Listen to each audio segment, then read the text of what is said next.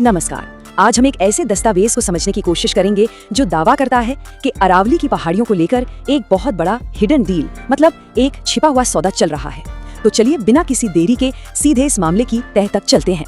तो देखिए, इस डॉक्यूमेंट की पहली लाइन ही कितनी धमाकेदार है। ये सीधे सीधे कहती है कि एक छिपा हुआ सौदा है जो दिसंबर 2025 के एक ऑर्डर के पीछे छिपा है। मतलब एक तरह का मिस्ट्री बॉक्स है जिसे हमें मिलकर खोलना है। तो सवाल ये उठता है कि आखिर ये कौन सा ऑर्डर है जिस पर इतना बड़ा बवाल मचा हुआ है। तो ठीक है, अपनी पड़ताल के पहले हिस्से में चलते हैं और समझते हैं कि ये विवादास्पद आदेश, ये कंट्रोवर्शियल ऑर्डर आखिर है क्या। तो ये है वो ऑर्डर, सुप्रीम कोर्ट का एक फैसला जो दिसंबर 2025 में आया। अब इसमें कहा क्या गया है? सीधी सी बात है कि जो पहाड़ियां 100 मीटर से कम ऊंची हैं, उन्हें अब से अरावली रेंज का हिस्सा नहीं माना जाएगा। बस लीगली वो अरावली नहीं है। अब ये बात याद रखना बहुत जरूरी है क्योंकि पूरी कहानी की जड़ यही एक लाइन है और यहीं पर बात इंटरेस्टिंग हो जाती है। ये डॉक्यूमेंट इस ऑर्डर को सिर्फ एक फैसला नहीं मानता, बल्कि इसे एक खुला निमंत्रण कहता है। मतलब एक तरह से डेवलपर्स को ये सिग्नल दिया जा रहा है कि भाई ये जो छोटी छोटी पहाड़ियां हैं ना, ये अब फॉरेस्ट लैंड नहीं है, ये तो डेवलपमेंट लैंड्स हैं। आइए यहाँ काम शुरू कीजिए। अच्छा, तो क्या हो रहा है ये तो समझ आ गया। अब सवाल उठता है कौन, मतलब किसको इससे फायदा हो रहा है। ये डॉक्यूमेंट कुछ खास ग्रुप्स की तरफ इशारा करता है जिन्हें वो कंस्ट्रक्शन लॉबी कहता है। चलिए देखते हैं ये कौन लोग हैं। तो इस डॉक्यूमेंट के हिसाब से 3 मुख्य प्लेयर्स हैं इस खेल में। सबसे पहले माइनिंग माफिया, जिन्हें बिल्डिंग और सड़कें बनाने के लिए सस्ते में पत्थर चाहिए। फिर आते हैं रियल एस्टेट के बड़े बड़े खिलाड़ी जो यहाँ बड़ी बड़ी सोसाइटियां और लग्जरी फार्म हाउस बनाना चाहते हैं। और आखिर में है सीमेंट कंपनियां, जिन्हें सीमेंट बनाने के लिए इन पहाड़ों को पीसना है। मतलब उनके लिए ये कच्चा माल है। ठीक है, तो क्या और कौन के बाद अब सबसे बड़ा सवाल आता है क्यों? आखिर ये सब हो क्यों रहा है? ये डॉक्यूमेंट सरकार और कॉर्पोरेट्स दोनों के कथित मोटिव्स यानी इरादों की पड़ताल करता है। अब ये देखिए, इस डॉक्यूमेंट के मुताबिक ये एक तरह का विन विन सिचुएशन है दोनों पार्टियों के लिए। एक तरफ सरकार को क्या मिलता है? माइनिंग कॉन्ट्रैक्ट से टैक्स और रॉयल्टी यानी रेवेन्यू, शहर बढ़ाने के लिए प्राइम जमीन और कथित तौर पर माइनिंग लॉबी से पॉलिटिकल फंडिंग। वहीं दूसरी तरफ कंपनियों को क्या मिलता है? कंस्ट्रक्शन के लिए लगभग मुफ्त का कच्चा माल, मतलब पत्थर और बजरी, अरबों की प्रॉपर्टी बनाने के लिए प्राइम लोकेशन। और जाहिर है, छोटी पहाड़ियों को समतल करना आसान और सस्ता होता है तो कॉस्ट कटिंग भी हो जाती है। और ये बातें सिर्फ हवा में नहीं है। डॉक्यूमेंट बाकायदा उन जगहों के नाम बताता है जो सीधे सीधे निशाने पर हैं, जैसे कि हरियाणा राजस्थान बॉर्डर पर नूह और फिरोजपुर झिरका के इलाके, बंदवाड़ी और मांगर के जंगल और फरीदाबाद के कोट और रोज का गुर्जर जैसे रीजन। इन्हें एक तरह से हॉटस्पॉट बताया गया है। अच्छा, तो ये तो हो गई फायदे की बात, लेकिन हर सौदे की एक कीमत होती है। तो अब बात करते हैं कि इसकी पर्यावरणीय कीमत क्या होगी, मतलब आम जनता को क्या कीमत चुकानी पड़ेगी। तो सवाल बहुत सीधा है, क्या होगा अगर ये पहाड़ियां सच में गायब हो गईं? चलिए देखते हैं ये डॉक्यूमेंट क्या क्या परिणाम गिनाता है। सबसे पहली चीज, ये पहाड़ियां एक नेचुरल बैरियर हैं, एक दीवार की तरह जो राजस्थान से आने वाली धूल भरी आंधियों को रोकती हैं। अगर ये दीवार ही नहीं रही तो दिल्ली एनसीआर में धूल के गुबार और भी भयानक हो जाएंगे, सांस लेना तक मुश्किल हो जाएगा। दूसरी बड़ी चेतावनी है पानी को लेकर। देखिए, ये पहाड़ियां पानी को सोखकर जमीन के अंदर भेजती हैं, जिससे हमारा ग्राउंड वाटर रिचार्ज होता है। अब अगर ये पहाड़ियां ही नहीं रहेंगी तो पानी बहकर निकल जाएगा, ग्राउंड वाटर सूखेगा और पानी की किल्लत और ज्यादा बढ़ जाएगी। और तीसरी बात, जो शायद सुनने में सबसे डरावनी लगे, ये पहाड़ियां और इन पर लगे पेड़ पौधे एक तरह से इलाके के नेचुरल एयर कंडीशनर हैं। इनके हटने का मतलब है कि गर्मियों में तापमान 50 डिग्री सेल्सियस के पार जा सकता है। सोचिए, एक खतरनाक हीट वेव की स्थिति। तो जाहिर है समस्या बहुत गंभीर है। लेकिन अच्छी बात यह है कि ये डॉक्यूमेंट सिर्फ प्रॉब्लम बताकर खत्म नहीं हो जाता, ये एक समाधान भी देता है, बल्कि आम नागरिकों के लिए एक 3 स्टेप एक्शन प्लान का पूरा खाका तैयार करता है। तो ये है वो पब्लिक एक्शन प्लान। इसमें 3 स्टेप्स हैं। पहला, इंफॉर्मेशन पावर यानी सूचना की शक्ति। दूसरा, डिजिटल प्रोटेस्ट। और तीसरा, ग्राउंड लेवल प्रोटेस्ट यानी जमीन पर उतरकर विरोध। तो स्टेप 1 में क्या करना है? जानकारी की ताकत का इस्तेमाल। जैसे जो एनजीओज इस फैसले के खिलाफ रिव्यू पिटिशन डाल रहे हैं, उनका साथ देना। अपने अपने इलाके की RWA मीटिंग्स में इस मुद्दे को उठाना और RTI फाइल करके ये पूछना कि भाई कौन सी कंपनी को कौन सी पहाड़ी दी जा रही है। फिर आता है स्टेप 2, डिजिटल विरोध। इसमें सोशल मीडिया की पावर का इस्तेमाल करने की बात है। #SaveAravali और #अरावली बचाओ जैसे हैशटैग यूज करना। कहीं कोई गैर कानूनी काम होता दिखे तो उसकी फोटो खींचकर जियो टैग करके सोशल मीडिया पर डालना और पर्यावरण मंत्रालय को एक साथ हजारों लाखों ईमेल भेजकर एक ईमेल स्टॉर्म खड़ा करना। और आखिर में है स्टेप 3 यानी जमीन पर उतरना। इसमें जंगलों के चारों तरफ ह्यूमन चेन बनाने जैसे प्रोटेस्ट करना। इस कानूनी लड़ाई को लड़ने के लिए जो एनवायरमेंटल लॉयर्स हैं, उनकी फीस के लिए क्राउड फंडिंग करना। और सबसे जरूरी, इसे एक चुनावी मुद्दा बना देना, वोट फॉर नेचर, ताकि नेताओं पर एक्शन लेने का दबाव बने। तो इस डॉक्यूमेंट का अंत इसे एक बहुत ही पावरफुल लाइन से होता है, अगर अरावली है तो दिल्ली है, अगर पहाड़ गए तो हमारा भविष्य भी गया। ये लाइन हमें सोचने पर मजबूर करती है कि दांव पर सिर्फ कुछ पहाड़ नहीं, बल्कि शायद हमारा आने वाला कल लगा हुआ है। अच्छा, जब भी हम भारत के पहाड़ों की बात करते हैं तो सबसे पहला नाम कौन सा दिमाग में आता है? जाहिर है हिमालय का, है ना? लेकिन जरा रुकिए, क्या हो अगर कोई बताए कि भारत में एक ऐसी पर्वत श्रृंखला भी है जो हिमालय से भी, मतलब उसके जन्म से भी करोड़ों साल पुरानी है। और सोचिए जरा, क्या हो अगर भारत की सबसे जरूरी, सबसे अहम पर्वत श्रृंखला वो हो ही नहीं जिसके बारे में हम सब सोचते हैं। जी हाँ, हम बात कर रहे हैं एक ऐसे विशाल पर्वत की, एक ऐसे प्राचीन दिग्गज की जिसे हम लगभग भुला ही चुके हैं। तो चलिए मिलते हैं भारत के इसी भूले बिसरे प्राचीन दिग्गज से। इसका नाम है अरावली रेंज, और ये कोई मामूली पहाड़ नहीं बल्कि दुनिया की सबसे पुरानी, जी हाँ, सबसे पुरानी पर्वत प्रणालियों में से एक है। इसका नाम भी बड़ा दिलचस्प है, अरावली। ये शब्द संस्कृत से लिया गया है और इसका मतलब सीधा साधा चोटियों की कतार, मतलब लाइन ऑफ पीक्स, और ये नाम इसकी बनावट पर बिल्कुल फिट बैठता है। तो फिर तैयार हैं इसकी कहानी में उतरने के लिए? ये कहानी कोई आज की नहीं, ये तो है दो महाद्वीपों की, एक ऐसी जबरदस्त, ऐसी विशाल टक्कर की कहानी जिसने इस प्राचीन पर्वत को जन्म दिया। अब देखिए, इस कहानी को ठीक से समझने के लिए ना एक शब्द जानना बहुत जरूरी है, और वो शब्द है क्रेटॉन। अब ये क्रेटॉन क्या बला है? आसान भाषा में कहें तो ये धरती की जमीन का एक बहुत ही पुराना और टिकाऊ, मतलब स्टेबल हिस्सा होता है। तो अब जरा कल्पना कीजिए, आज से करोड़ों करोड़ों साल पहले दो बहुत बड़े प्राचीन जमीनी टुकड़े, एक था अरावली क्रेटॉन और दूसरा बुंदेलखंड क्रेटॉन, ये दोनों धीरे धीरे एक दूसरे की तरफ बढ़ रहे थे। और फिर हुई एक जबरदस्त टक्कर। टेक्टोनिक ताकतों की वजह से ये जमीनें ऐसे टकराईं कि बीच की जमीन मानो कागज की तरह मुड़कर ऊपर उठ गई, और बस इसी से जन्म हुआ अरावली पर्वतों का। चलिए अब इसकी तुलना करते हैं हिमालय से, क्योंकि ये कहानी ना सिर्फ पहाड़ों की नहीं, ये कहानी है जवानी और बुढ़ापे की, एक ऐसी कहानी जो सीधे पत्थरों पर लिखी है।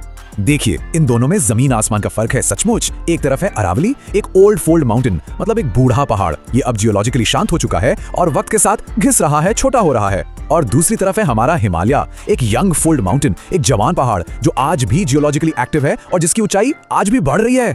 ये सुनने में शायद अजीब लगे, पर यकीन मानिए, एक वक्त ऐसा था जब अरावली की चोटियां हिमालय से भी ऊंची हुआ करती थीं। सोच सकते हैं? पर फिर क्या हुआ?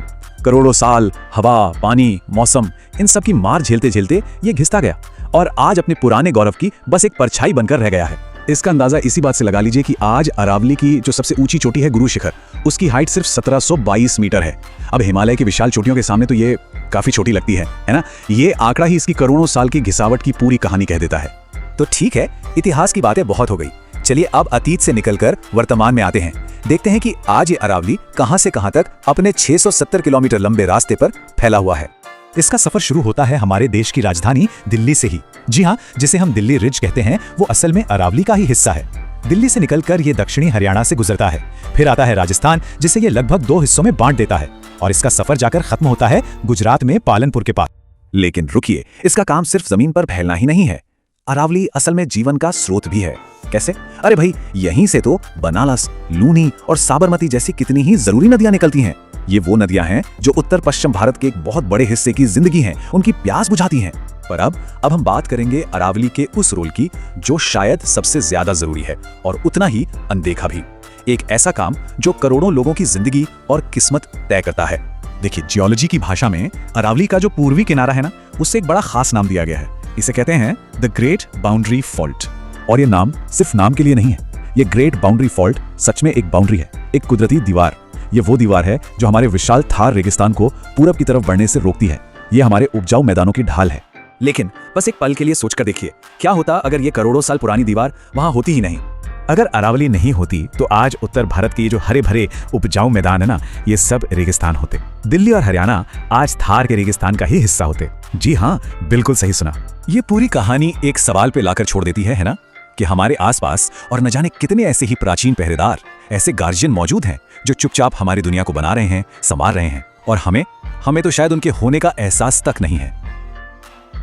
आज हम बात करेंगे अरावली रेंज की, जो सिर्फ पहाड़ नहीं बल्कि एक ऐसा प्राचीन खजाना है जिसके बारे में बहुत कम लोग जानते हैं। अच्छा, एक सवाल से शुरू करते हैं। जब अरावली रेंज का नाम सुनते हैं तो मन में क्या आता है? शायद यही कि भाई कुछ पुराने से घिसे पिटे से पहाड़ हैं, है ना?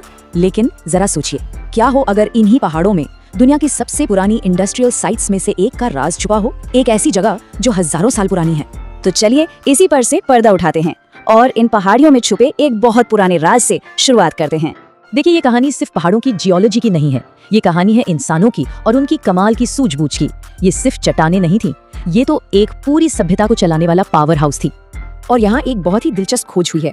आर्कियोलॉजिस्ट इसे कहते हैं गणेश्वर सुनारी कल्चरल कॉम्प्लेक्स। मतलब एक पूरा का पूरा कल्चर, एक ऐसी कम्युनिटी जो अरावली के तांबे से औजार और हथियार बनाने में माहिर थी।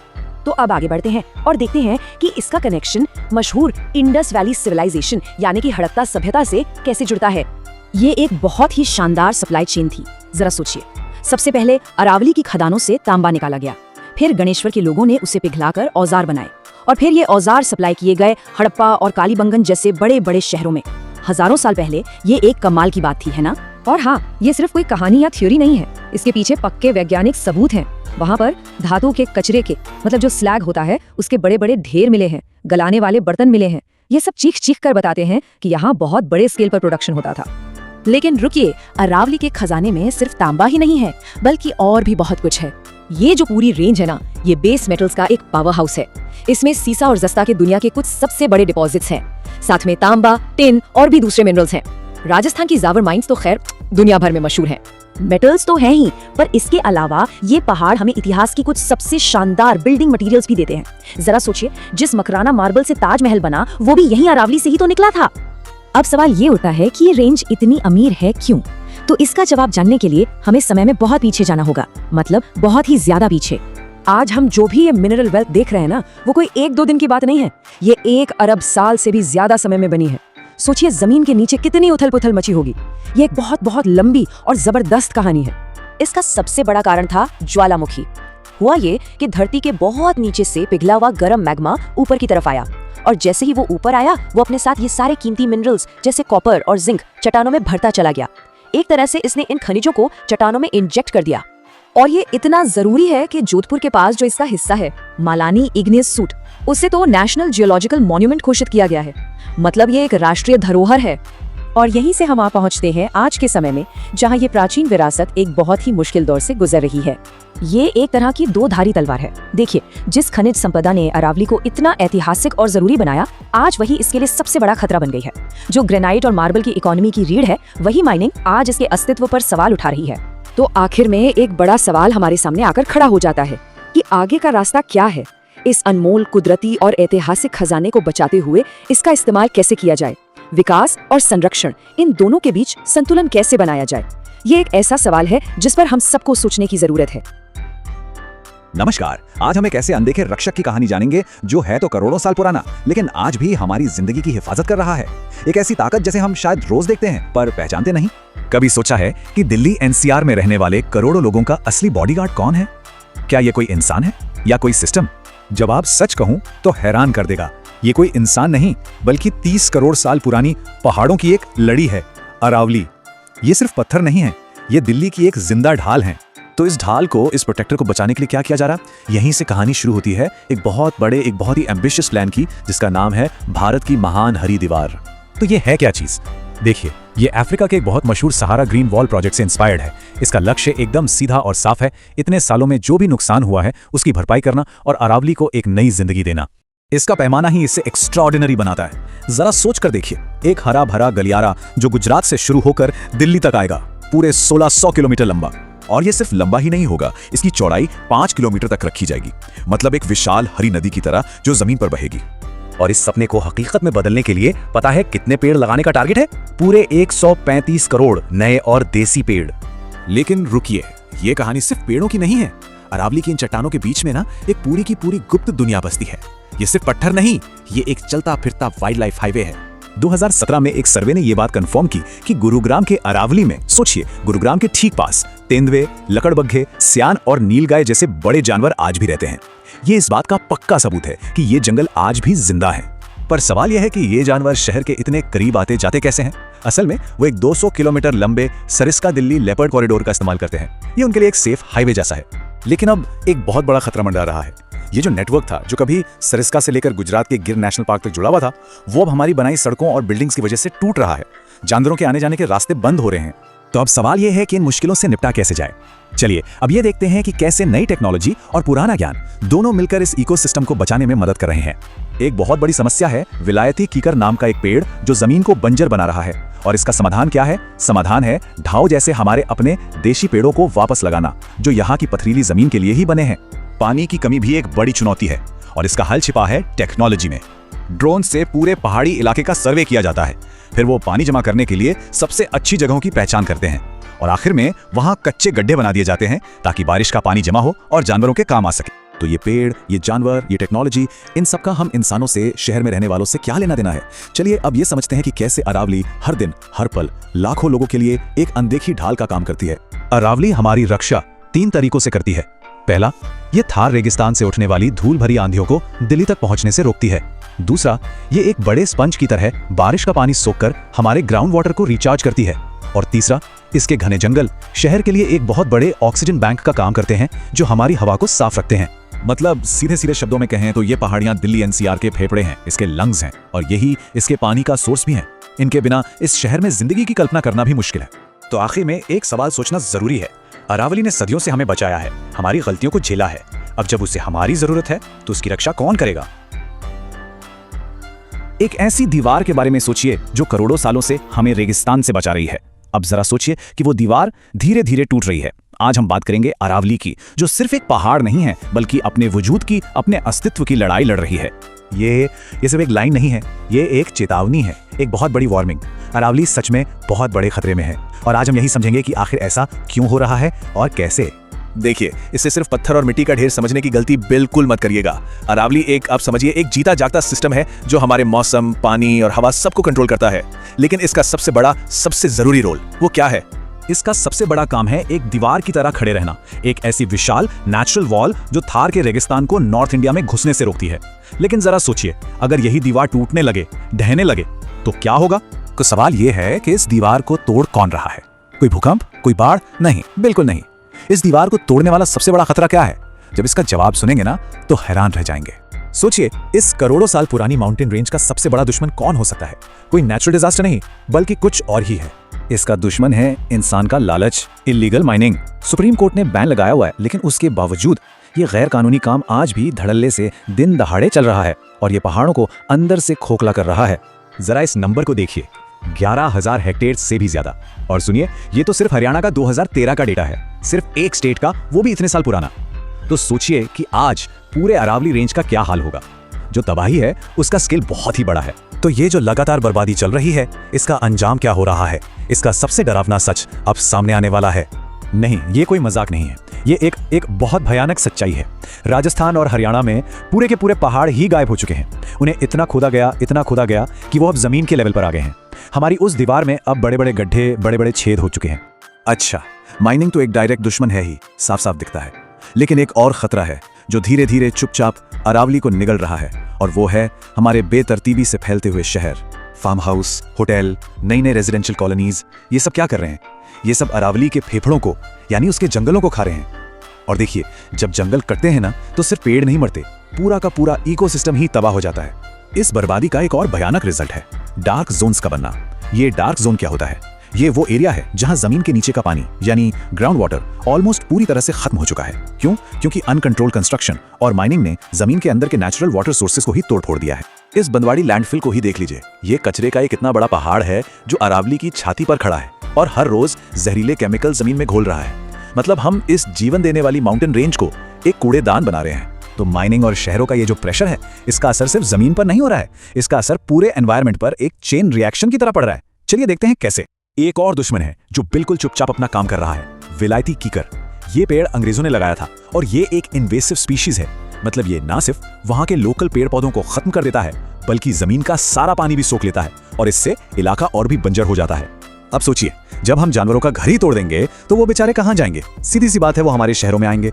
गुरुग्राम और फरीदाबाद की सड़कों पर घूमते हुए लेपर्ड्स इसी कड़वी सच्चाई का सबूत हैं। और ये जो कॉन्फ्लिक्ट है, ये अक्सर इंसानों और जानवरों दोनों के लिए जानलेवा साबित होता है। याद है वो दीवार जिसकी बात हमने शुरू में की थी? वो दीवार अब सच में टूट रही है। जो पहाड़ गायब हो गए हैं, उनकी वजह से जो गैप बन गए हैं ना, उनसे अब थार की धूल भरी आंधियां सीधे दिल्ली और वेस्टर्न यूपी तक पहुंच रही हैं। रेगिस्तान अब हमारे दरवाजे पर दस्तक दे रहा है। तो फिर सवाल उठता है कि ये सब हो कैसे रहा है? कोई रोक टोक क्यों नहीं है? कानून कहाँ है? चलिए अब उन्हीं कानूनी कमजोरियों को समझते हैं जिनकी वजह से ये बर्बादी हो पा रही है। ये एक बहुत बड़ा एग्जाम्पल है। हरियाणा में एक कानून है PLPA एक्ट। ये कानून अरावली की हजारों एकड़ जमीन को फॉरेस्ट का दर्जा देकर प्रोटेक्ट करता है। लेकिन इसी कानून में बदलाव करने की कोशिश हुई। अगर ये बदलाव हो जाता तो सोचिए, ये सारी प्रोटेक्टेड जमीन कंस्ट्रक्शन और माइनिंग के लिए खुल जाती। जो एनवायरमेंटलिस्ट हैं उन्होंने इस प्रपोज चेंज को ऐसे ही नहीं, अरावली के लिए डेथ वारंट कहा था। इसी से अंदाजा लगाया जा सकता है कि ये कितना खतरनाक कदम था। खैर, सुप्रीम कोर्ट ने इस पर समय रहते रोक लगा दी। लेकिन असली प्रॉब्लम तो जड़ में है। पता है क्या? अरावली का एक बहुत बड़ा हिस्सा लीगली प्रोटेक्टेड फॉरेस्ट है ही नहीं, उसे रेवेन्यू लैंड दिखाया गया है। इसका मतलब इसे आराम से खरीदा और बेचा जा सकता है। और तो और पूरे अरावली को प्रोटेक्ट करने के लिए कोई एक सिंगल एजेंसी भी नहीं है जो कोऑर्डिनेशन से काम कर सके। तो हम इस कहानी को इसी एक सवाल के साथ खत्म करते हैं। अगर अरावली की यह दीवार जो हमें सदियों से बचाती आ रही है पूरी तरह से गिर गई तो रेगिस्तान को हमारे घरों तक आने से कौन रोकेगा? ये लड़ाई, याद रखिएगा, सिर्फ एक पहाड़ को बचाने की नहीं है, बल्कि हमारे अपने फ्यूचर को बचाने की है। तो आज बात करते हैं भारत की सबसे पुरानी पर्वत श्रृंखला अरावली की। लेकिन ये कहानी सिर्फ पहाड़ों की नहीं है, बल्कि ये एक ऐसे हालिया और चौंकाने वाले बदलाव की है जो अरावली के होने या ना होने पर ही सवाल खड़ा कर रहा है। एक पल के लिए सोचकर देखिए, जिस चीज को हम सदियों से एक पहाड़ मानते आए हैं, उसे एक दिन एक कानूनी नियम के जरिए कह दिया जाए कि नहीं, ये पहाड़ नहीं है। सुनने में अजीब लगता है ना, पर यही सवाल आज अरावली के बिल्कुल केंद्र में है। अब यहाँ से कहानी में एक बहुत बड़ा मोड़ आता है। ये बात है दिसंबर 2025 की, जब सुप्रीम कोर्ट ने एक ऐसा आदेश जारी किया जिसने दशकों पुरानी समझ को, आप कह सकते हैं, पूरी तरह से हिलाकर रख दिया। ये आदेश बिल्कुल साफ है। इसमें लिखा है, अगर कोई पहाड़ी 100 मीटर से कम ऊंची है तो कानूनी तौर पर वो अरावली है ही नहीं। ये एक बहुत बहुत बड़ा और विवादास्पद बदलाव है। तो फर्क साफ है ना? पहले हम अरावली को उसके पूरे इकोसिस्टम, उसकी जियोलॉजी के हिसाब से देखते थे, मतलब एक जिंदा चीज की तरह। और अब बस एक नंबर तय कर दिया गया है, 100 मीटर।